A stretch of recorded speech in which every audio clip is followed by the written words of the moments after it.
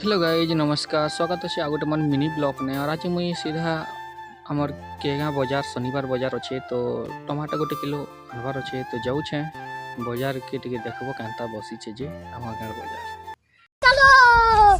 देख सीधा पलि आसली आम गाँव बाजार के आर इटा आमर हाटपदार मार्केट लगी हाटपदा भितर जमी दुर्गा पूजा काली पूजा से हाटपदा ने ही आमर बाजारटा बसची तो देखन इटा पूरा भीड़ लगी और इनर स्टल मैंने लगे सबू तो यहाँ है बाजार आर इन मुई सीधा गोटे दुकान के जाकर टमाटो गोटे किलो घिनबार अच्छे तो यहाँ टमाटो मुई घिनुछे जे पचरानी दादा के कहूँ कि 40 टंका तो हाँ ठीक अच्छे चलो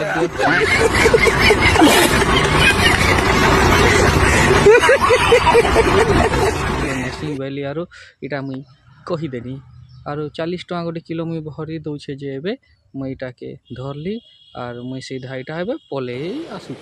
अच्छा ठीक है तो इटा हला टिके मार्केट देखी पकन आपण माने इटा मार्केट और एंता लागसी हमर गाँव बाजार और एंता करी बसन सबू लोग और बिका भंजा चलसी तो इटा देखी पार्थिबे सबू लोग घिनाघुनी करुछन हो और